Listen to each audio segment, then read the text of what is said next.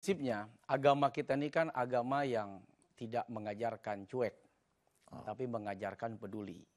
Dalam Quran Allah sampaikan, wa ta'awanu 'alal birri wat taqwa, wa la ta'awanu 'alal ismi wal 'udwan. Hendaknya kita tuh saling tolong menolong. Nah, itu aja sudah satu pondasi yang luar biasa dari agama kita untuk tidak jadi orang EGP. Emang gue pikirin. Ya. Nggak peduli. Tapi jadilah hamba manusia yang mau melihat ke kanan, melihat ke kiri, melihat ke depan, melihat ke belakang, melihat ke sekelilingnya. Kesekelilingnya. Ya betul. Ya. Oke, ya.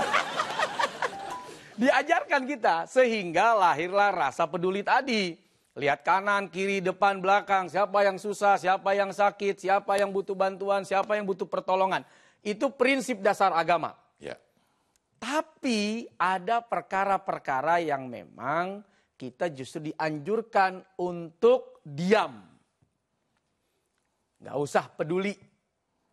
Nggak perlu dikomentarin. Nggak perlu ditanggapin.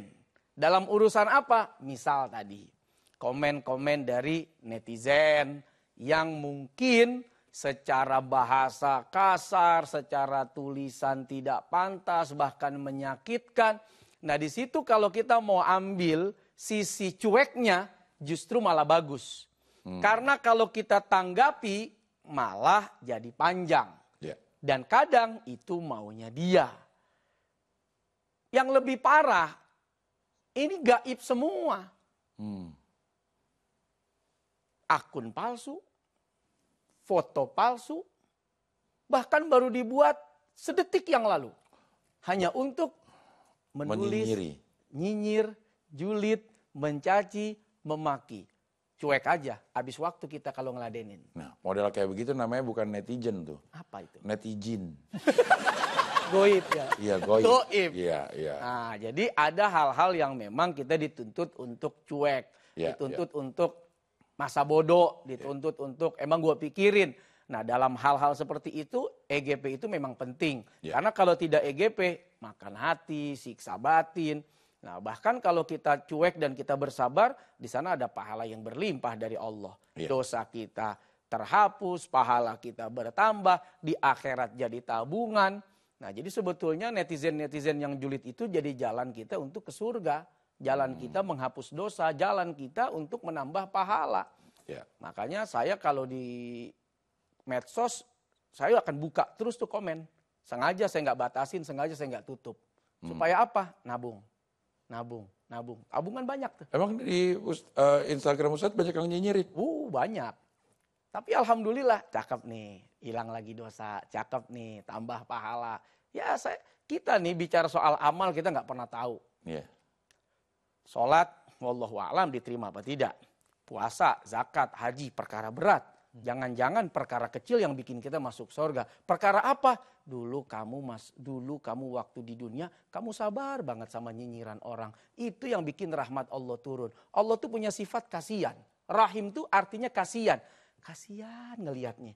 Contoh, ada orang nyolong motor ya atau nyolong sepeda. Ya, nyolong sepeda di rumahnya udah, begitu habis nyolong ditanya, kenapa nyolong sepeda? Iya Pak, enggak bisa beli makan, enggak bisa bayar sekolah, akhirnya saya terpaksa nyolong. Ada rasa kasihan di hati. Sudahlah, bawa sepedanya, nih saya tambahin 10 juta. Tapi saya nggak ada sepeda di rumah. Adanya? Nggak punya sepeda, dia mau nyolong sepeda. Tapi saya di rumah nggak ada sepeda. Nah, kalau begitu saya ganti dia nyolong motor. Nah, boleh. Nah, dia datang ke rumah udah, dia nyolong motor. Oke. Motor udah diambil, ketangkep. Begitu ketangkep udah tanya, kenapa nyolong motor? Ini buat membiayai anak saya sekolah, makan saya, istri saya nggak punya duit, terpaksa saya nyolong. Udah kasihan. Akhirnya ditambahin, tuh 50 juta. Nambah lagi, tadi mendingan sepeda dah. Sepeda 10 juta, giliran motor nambah 50 juta. Akhirnya dia bisa beli baru. Malah gue yang nyolong motor besoknya. Iya, benar. Jadi itulah kasihan, rasa kasihan itu bisa begitu. Kasihan gitu. Kita lihat orang kok kayak kepengen sama anggur. Padahal mungkin satu saja sudah cukup. Malah dibawa semua nih. Satu piring plus piring-piringnya ambil sudah. Kasihan. Nah Allah itu melihat hambanya tuh dengan menyematkan dirinya Rahim. Allah tuh kasihan ngelihat kita tuh.